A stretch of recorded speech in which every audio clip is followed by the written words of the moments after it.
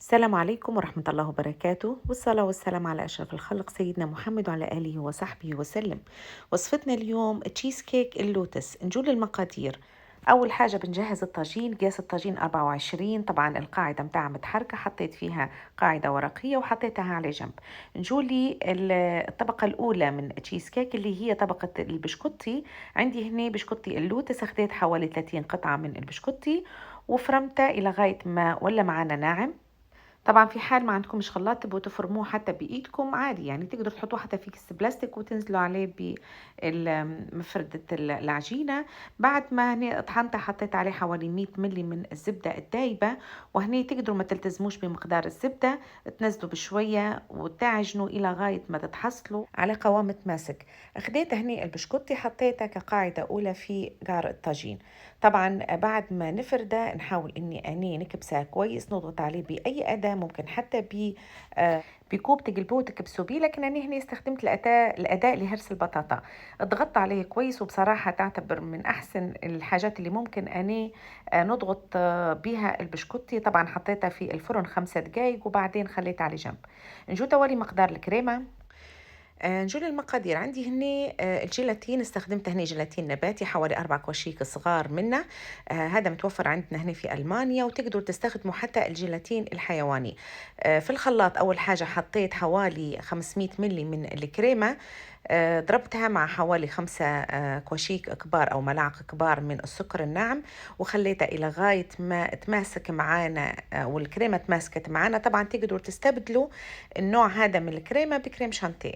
خلاص أنا هنا جهزت الكريمة وخليتها على جنب، ونجو توا لتجهيز باقي المواد.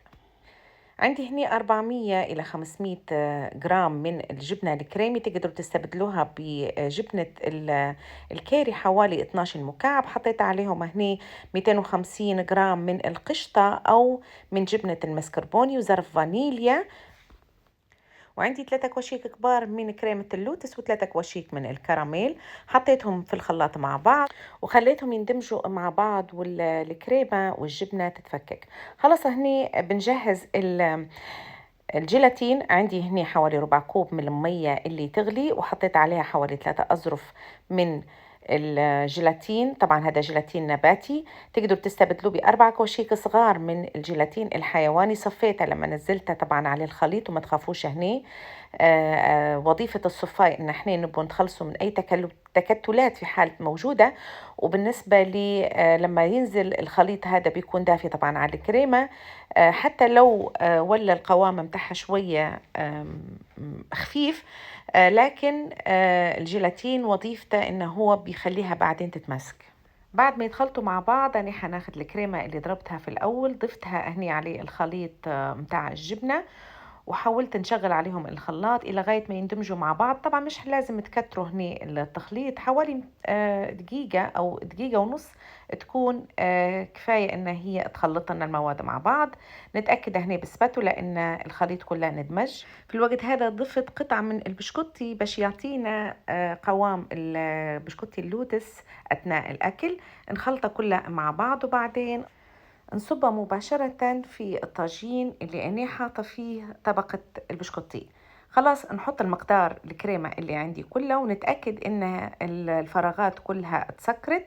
طبعا بعد ما نحط الكريمة نحاول إني أنا نضرب الطاجين مرتين أو 3 على سطح العامل، باش حتى ما يكونش الداخل فيه فقاعات أو فيه فراغات في الكريمة. وحاولت اني نرتب السطح متاعها، وهذا الشكل النهائي بعد ما جهزت. حطيتها في المبرد او الثلاجة حوالي 4 ساعات، وبعدين نجو تولي طريقة التزيين. بالنسبة للتزيين حنحطه هنا زبدة اللوتس من فوق.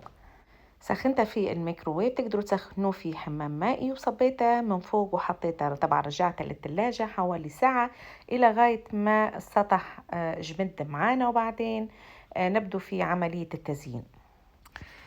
أول حاجة فصلت الطاجين من عليه الكيكة. بالنسبة لفصل الطاجين هنا تقدروا تستخدموا طريقتين.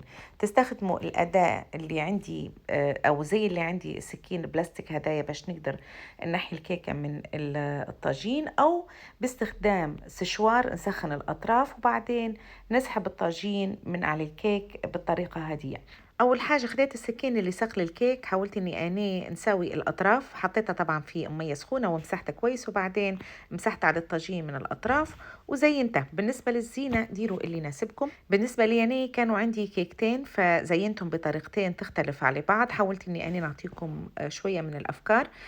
تقدروا حتى ما تبالغوش في الزينه، تديروا حاجه خفيفه وتكون معاكم طبعا جاهزه.